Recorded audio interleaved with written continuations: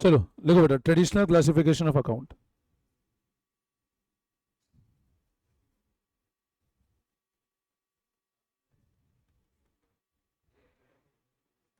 लगो हेडिंग लगो, traditional classification of account.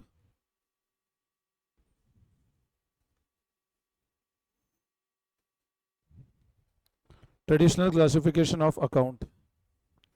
अपन लोगों ने पिछले मॉडर्न देखा था, है ना। अब ये ध्यान रखो, ट्रेडिशनल अकाउंट तीन पार्ट में डिवाइडेड है। Real, nominal, personal. तो ट्रेडिशनली अकाउंट कितने पार्ट में है? तीन, रियल, नॉमिनल और पर्सनल। मैंने आप लोगों को एक क्लासिफिकेशन जाने मॉडर्न पढ़ाया था। यहां मैंने आपको कोड वर्ड क्या बताया था? रिकॉल। और तुमको ये भी समझाया था कि मॉडर्न समझ आ जाएगा तो ट्रेडिशनल समझना बहुत आसान है, ठीक है ना। तो ट्रेडिशनल अकाउंट कितने पार्ट में डिवाइडेड है? तीन, रियल, नॉमिनल और पर्सनल, ठीक है। अब ये ध्यान रखना बेटा, जब मैं बात करता हूं मॉडर्न क्लासिफिकेशन की, मॉडर्न क्लासिफिकेशन मैंने आपको पांच चीजें बताई थी, RECA और L, इन्हीं से जुड़ता हुआ है ट्रेडिशनल क्लासिफिकेशन। बट हमेशा ध्यान रखना, अपन जो अप्लाई करेंगे ना, वो अप्लाई कौन सा करेंगे? मॉडर्न। ट्रेडिशनल समझ लो, बट एप्लीकेशन हमेशा हम लोग मॉडर्न की करेंगे, ठीक है ना। अब हम जब ट्रेडिशनल की बात करते हैं, पहली कैटेगरी रियल। नाउ रियल वापस दो पार्ट में डिवाइडेड है। पहली कैटेगरी होती है tangible real,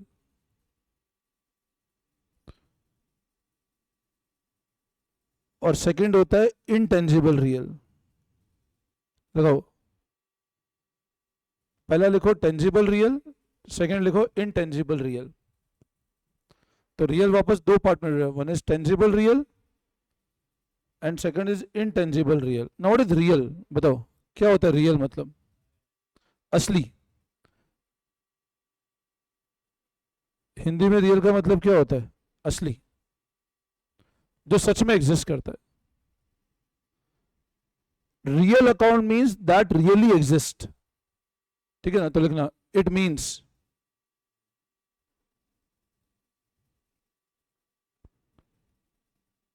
all the account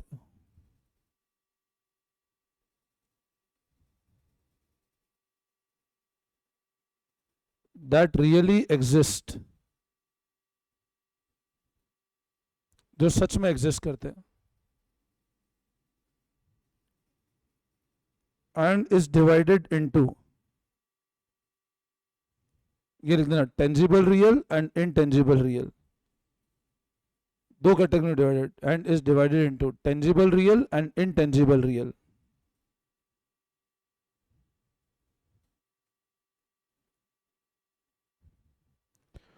अब है ना, रियल में क्या होता है? ऑल असेट, सारे क्या, सारे असेट रियल है। सारे असेट क्या है? रियल। सारे असेट अकाउंट, एक्सेप्शन क्या क्या है?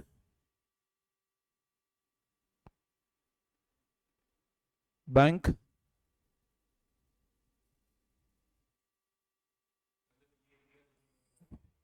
इन चारों के अलावा सब कुछ रियल है।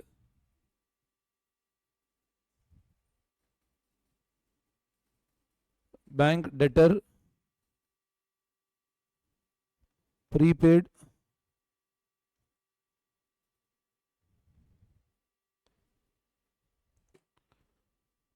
सारे अकाउंट जो सच में एग्जिस्ट करते हैं, टेंजिबल, इनटेंजिबल, सारे एसेट, किसके अलावा? बैंक, मतलब इन चारों के अलावा सारे एसेट रियल है। और गुडविल हो, पेटेंट हो, कॉपीराइट हो, ट्रेडमार्क हो, एवरीथिंग इज रियल। तो सारे अकाउंट जो सच में एग्जिस्ट करते हैं वो सब क्या होते हैं? रियल। दो तरह के, टेंजिबल और इनटेंजिबल रियल। अच्छा, अब लिखो accounting rule.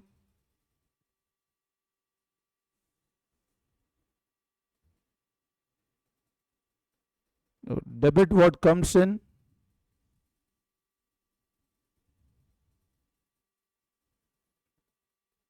credit what goes out.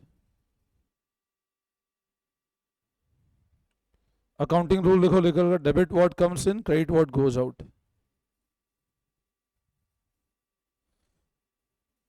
तो रियल मतलब क्या होता है? सारे अकाउंट जो सच में एग्जिस्ट करते हैं, दो तरह के. ठीक है, तो लिखो. अब लिखो second, nominal.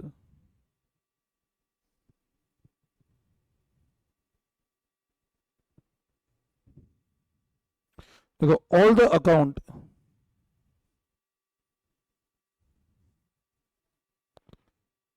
that relates to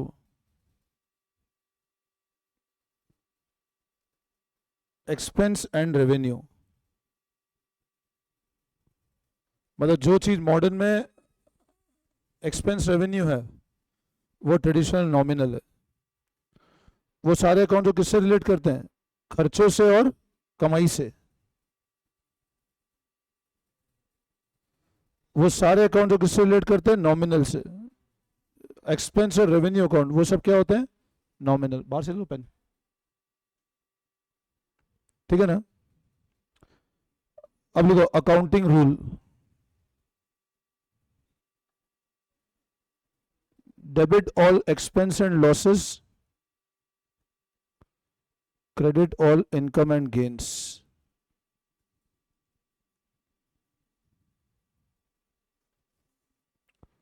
तो नॉमिनल मतलब क्या होता है? वो सारे अकाउंट जो खर्चे से और कमाई से रिलेट करते हैं वो सब नॉमिनल.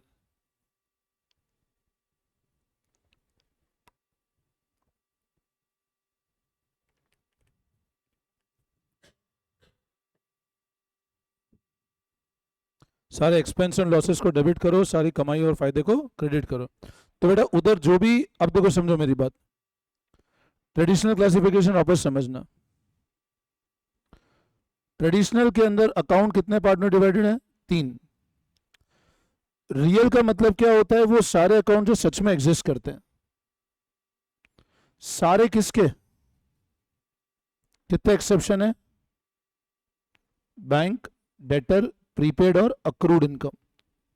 बाकी सारे एसेट रियल. अकाउंटिंग रूल क्या है? Debit what comes in, credit what.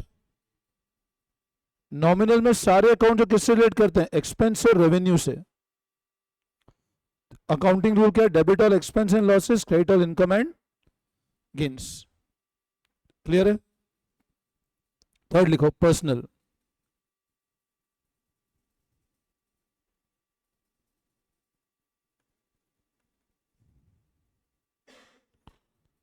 All the account of liability. एक तो लाइबिलिटी सारी personal, and account of persons. सारी लाइबिलिटी के अकाउंट और सारे पर्सन के account are categorise as personal. सारी लाइबिलिटी, सारी लाइबिलिटी और सारे पर्सन के जो भी अकाउंट है वो सब कौन से होंगे? पर्सनल. अब इसमें टाइप्स लिखो आप, क्लासिफिकेशन या टाइप्स.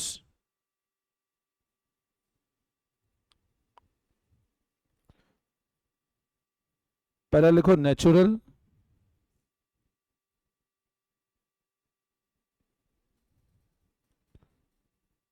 आर्टिफिशियल,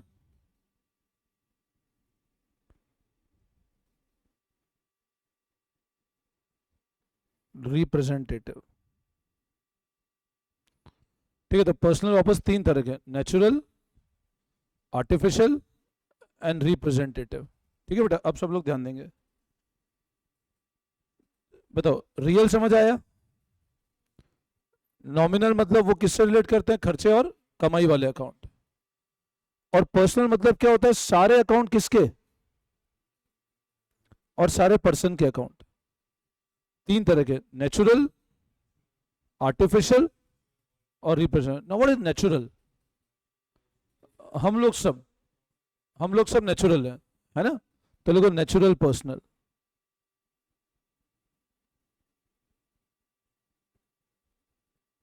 देखो, all the account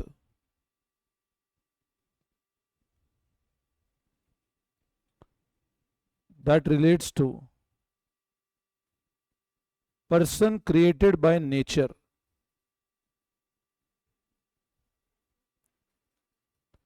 वो सारे अकाउंट जो किससे रिलेट करते हैं, उन पर्सन से जिनको क्रिएट किसने किया, नेचर ने, वो कहलाते हैं नेचुरल पर्सनल. देखो फॉर एग्जांपल राम,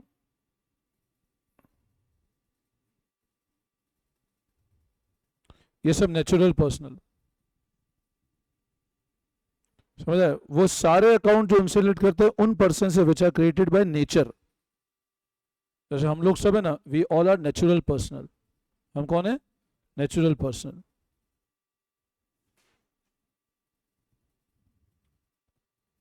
सेकंड लिखो आर्टिफिशियल पर्सनल. हाँ, अब क्या होता है, ऐसे कोई भी पर्सन जो कानून ने बनाया, आज जैसे मान लो मैंने कहा career Heights, it is created by law. मैंने कहा कंपनी, कोई कंपनी बना, Reliance industry, it is created by companies act. इनका प्रॉपर पैन कार्ड होता है. आप लोगों ने एक वर्ड सुना होगा HUF. Have you heard this word? What is HUF? Hindu undivided family. क्या होता है HUF बताओ? मतलब एक ये प्रिविलेज है जो हमारे इनकम टैक्स एक्ट है ना हिंदुस्तान का, उसमें अवेलेबल है मेनली टू ऑल हिंदूज. आज जैसे मान लो मैं हूं, मैंने मेरा HUF बना रखा है. अब मेरा जो रिटर्न जाता है ना, वो दो कैटेगरी में जाता है. एक तो मेरा इंडिविजुअल रोमिल जैन जाता है, एक रोमिल जैन HUF का अलग जाता है. अच्छा, इसके बहुत बड़े फायदे हैं, बट इसका एक सबसे बड़ा मतलब जो यूं कहते हो ड्रॉबैक क्या वो है, ये बेनिफिट गवर्नमेंट ने सिर्फ किसको दे रखा है? हिंदूज को. मतलब क्रिश्चियन कम्युनिटी बेनिफिट नहीं है इससे, इवन मुस्लिम कम्युनिटी बेनिफिट नहीं है इससे.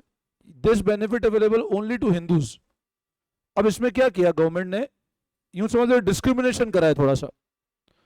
अब क्यों बेनिफिट होता है HUF का? आज जैसे मान लो सरकार ने 12 लाख तक की इनकम पे कोई टैक्स नहीं है. अब मैंने क्या किया, मैं कुछ पैसा मैं रोमिल जैन में ले लिया, कुछ पैसा रोमिल जैन HUF में ले लिया. तो 12 लाख रुपए रोमिल जैन में ले लिए और 12 लाख किस में ले लिए, तो मैं 24 लाख तक टैक्स नहीं देता हूं. मैं इन्वेस्टमेंट करता हूं तो दो खातों से इन्वेस्ट कर सकता हूं, इससे भी कर सकता हूं, इससे भी कर सकता हूं. बट HUF वही बना सकता है. HUF बनाने के लिए पहली कंडीशन है हिंदू होना चाहिए, सिर्फ मेल होना चाहिए. आज जैसे मान लो मैं हूं, मेरी वाइफ है, मेरी डॉटर है, बच्चे होने चाहिए HUF के. अब HUF क्रिएट कब होती है? जैसे आज मान लो मेरी डॉटर है, मेरे दो, एक डॉटर है और एक सन है. डॉटर का बर्थ 2016 में, सन का बर्थ 2020 में. तो मेरी HUF एग्जिस्ट में कब आएगी? जब डॉटर का बर्थ हुआ है. कंडीशन है आपके बच्चे होने चाहिए तो HUF बना सकते हो. मैं हस्बैंड वाइफ हूं या मैं अकेला हूं, मैं शादी नहीं करी, तो HUF नहीं बना सकता हूं मैं. नाम ही है Hindu undivided family, and family become only when a child is there. Getting my point? तो ये भी एक क्रिएशन किसकी है बच्चों? लॉ की क्रिएशन है. ये किसी क्रिएशन है? ये आर्टिफिशियल पर्सन है. समझे बात को? इसी तरह board of cricket control of India, अब ये एक आर्टिफिशियल पर्सन है. Bharatiya Janata party artificial person. तो वो सारे person which are created by law, उसको क्या बोलते हैं बेटा? Artificial person. ठीक है, तो लिखो आप लोग. हाँ, क्रिएटेड बाय लॉ, कानून ने जिसको बनाया. तो all those person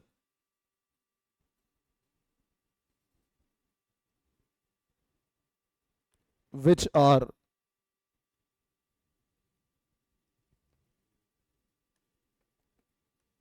for example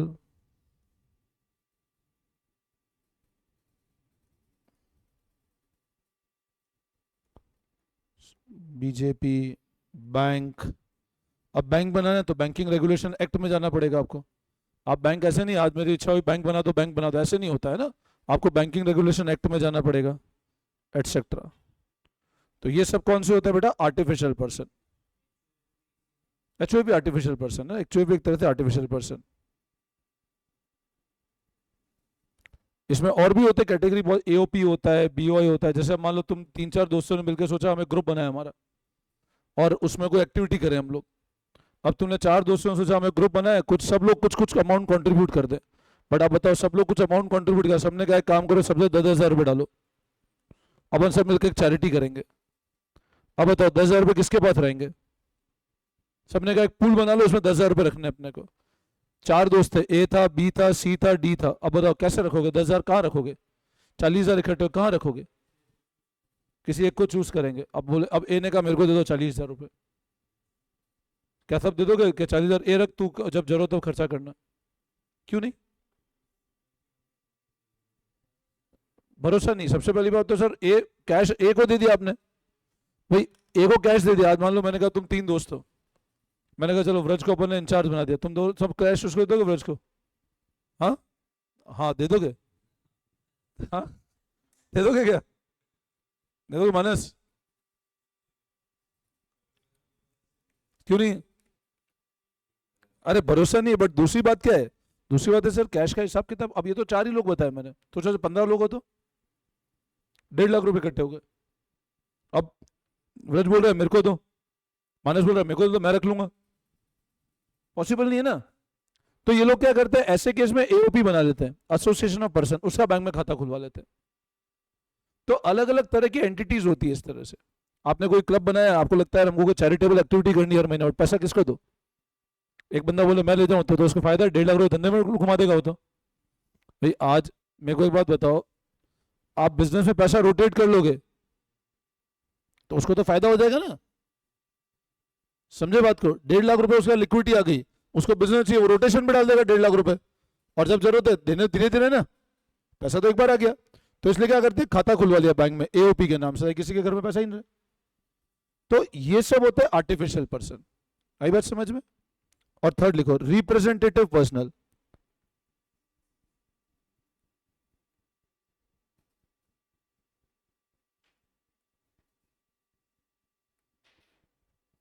representative personal, देखो रिप्रेजेंटेटिव पर्सनल मतलब क्या होता है? जो किसी को रिप्रेजेंट करते हैं, ऐसे person which are which represent someone, तो लिखो आप दोज पर्सन्स। ठीक है, लिखो रिप्रेजेंटेटिव पर्सनल, देखो all those account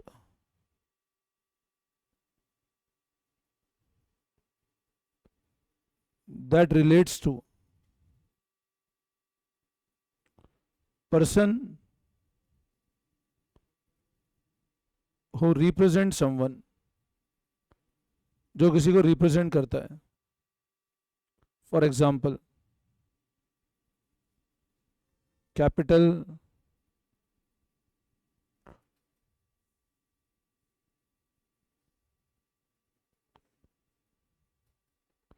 accrued income, prepaid,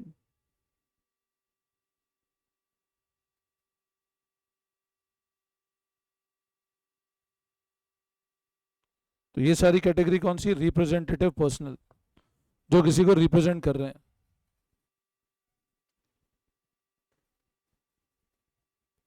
और इनका अकाउंटिंग रूल है, डेबिट द रिसीवर,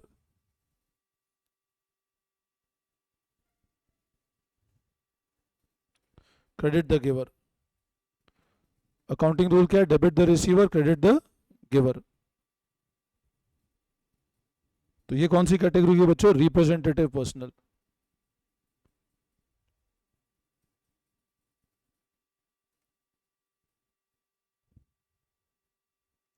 तो अब बताओ, पहली कैटेगरी कौन सी हो? Natural, which are created by nature. Second कौन सी हो? Artificial, law. और थर्ड कौन सी हो गई? रिप्रेजेंटेटिव, जो किसी को रिप्रेजेंट करते हैं।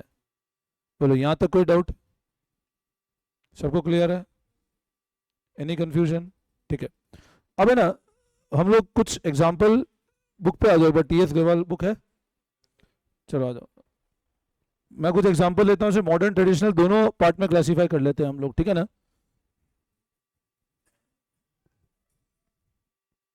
सो classify the following into modern and, लिखो तुम कॉपी में लिखो,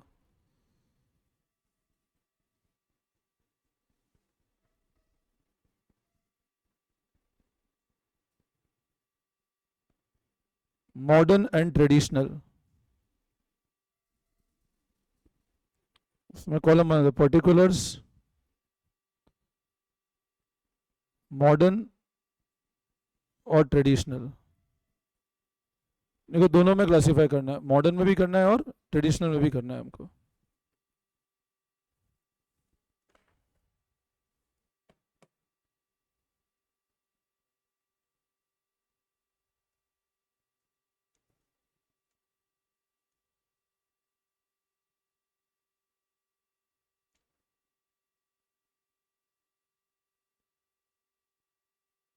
देखो, land and building short form लिखते जाना है ना. मॉडर्न में क्या है, ट्रेडिशनल में रियल.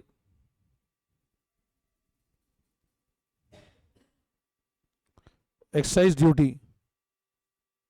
मॉडर्न में क्या है, एक्सपेंस, और इधर नॉमिनल. एक्सपेंस सारे नॉमिनल होता है ना. क्रेडिटर, इधर लाइबिलिटी और इधर पर्सनल.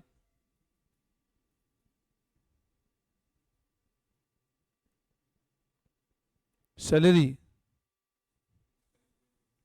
और नॉमिनल.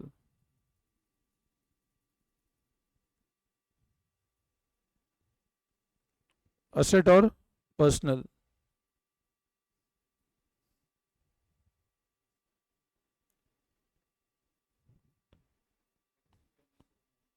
एक्सपेंस और नॉमिनल.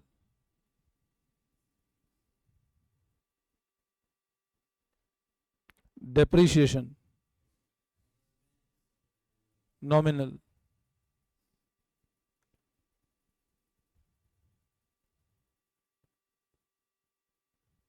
रिपेयर एक्सपेंस और नॉमिनल.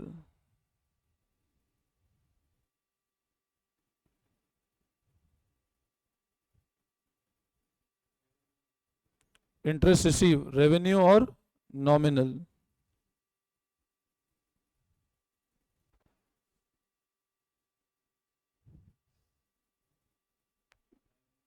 और पर्सनल. सारी लाइबिलिटी पर्सनल होती है.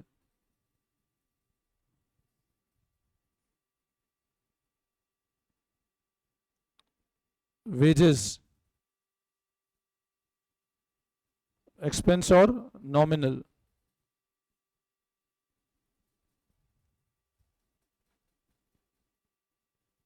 Goodwill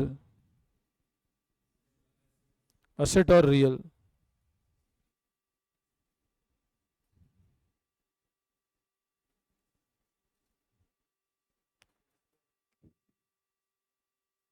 nominal.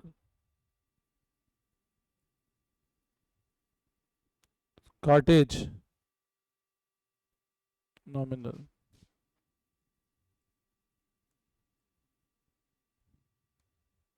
Motor vehicle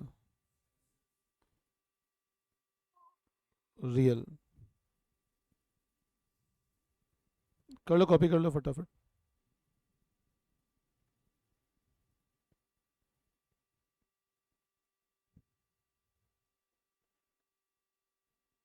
patent real.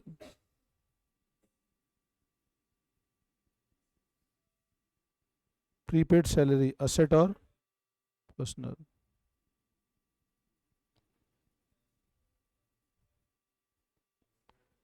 Personal.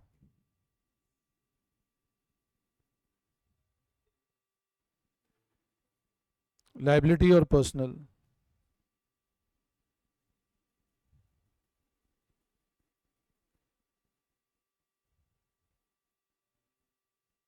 Personal.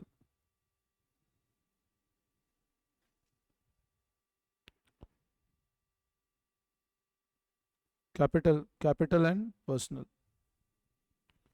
Capital is capital and personal.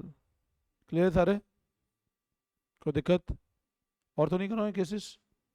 ठीक है. अब ना यहाँ एक चीज हमेशा ध्यान रखना, अपन ने एप्लीकेशन में मॉडर्न का भी समझ लिया और ट्रेडिशनल का भी समझ लिया. मॉडर्न में मैंने आपको बता दिया हमेशा revenue capital liability, increase credit decrease debit. मतलब अब एक चीज हमें एक लिखो तुम, application of modern rule. Application of modern.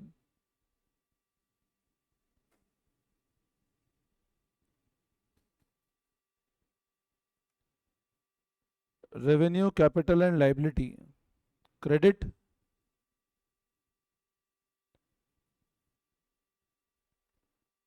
Debit.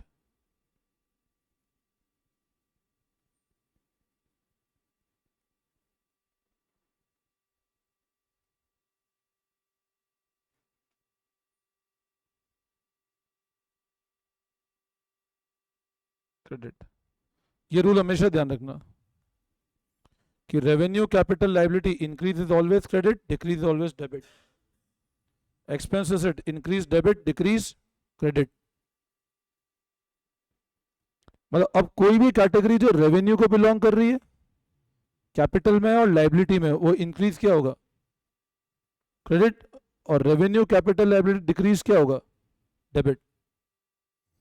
Expense और एसेट का increase debit, decrease always credit.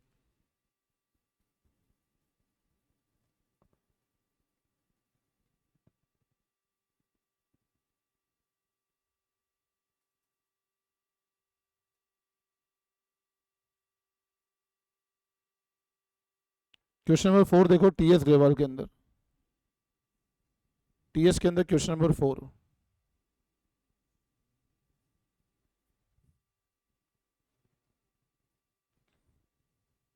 ये नोट कर लिया? क्या कहना है? On which side increase in following account be recorded? क्या बोला है? कौन सी साइड क्या रिकॉर्ड होगा? इंक्रीज कहां रिकॉर्ड होगा, ये पूछा है स्पेसिफिकली। क्या पूछा है? इंक्रीज कहां रिकॉर्ड होगा। Also state the nature of account. तो अब एक कॉलम बनाओ, पर्टिकुलर्स, नेचर। बोला इंक्रीज कहां रिकॉर्ड होगा? फर्नीचर। क्वेश्चन बहुत क्लियर बोल रहा है, नेचर बताओ और इंक्रीज कहां। फर्नीचर कौन से नेचर में बताओ? असेट। बताओ इंक्रीज कहां रिकॉर्ड होगा? डेबिट।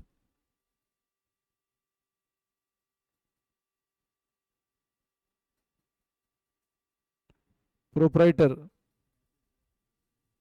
इंक्रीज कहां रिकॉर्ड होगा? Credit.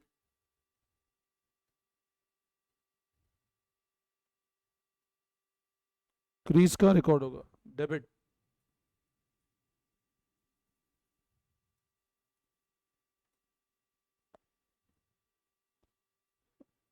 Debit. Sales, credit.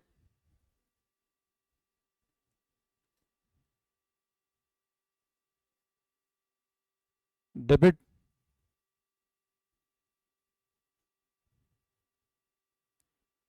Creditor.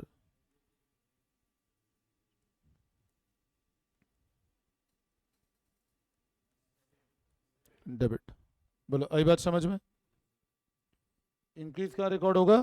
तो अकॉर्डिंगली जो क्लासिफिकेशन है उस हिसाब से हमने डिसाइड कर लिया। वापस समझाओ।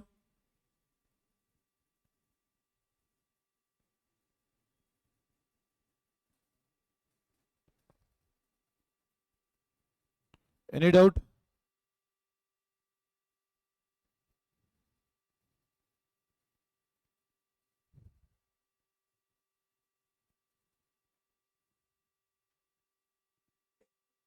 कॉपी कर लो फटाफट। कर लिया? हाँ, फटाफट कर लो।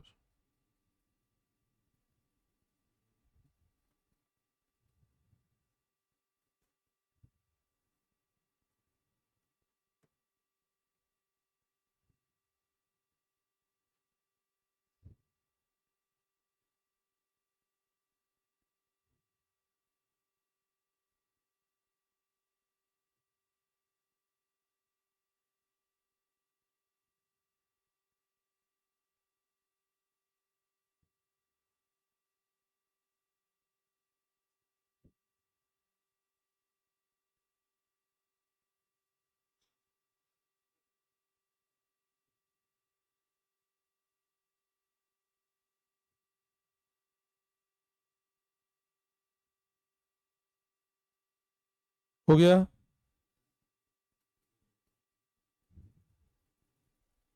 क्लियर है? ठीक है, एक और कर लेते हैं, अगला वाला। On which side decrease in following account be recorded? क्या पूछा है? अगला वाला, फिफ्थ क्वेश्चन। डिक्रीज कहां रिकॉर्ड होगा और नेचर ही बताओ। तो अगेन लिखो, पर्टिकुलर्स, नेचर,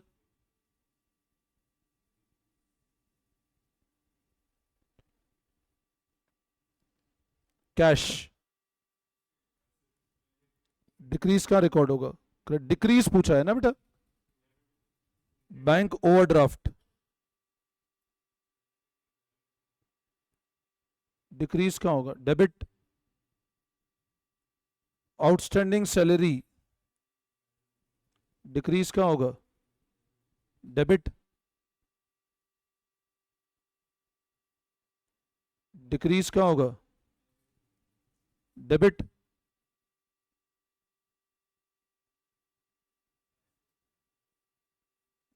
डिक्रीज कहाँ होगा? क्रेडिट। प्रोपराइटर कैपिटल है, डिक्रीज कहाँ होगा? डेबिट। बोलो आई बात समझ में? कर लो फटाफट कॉपी, कोई दिक्कत?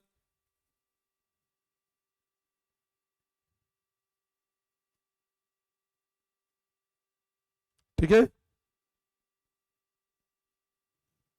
समझ आ गया? चलो ठीक है, इसको देखना, फिर करते हैं नेक्स्ट क्लास से कंटिन्यू। Thank you.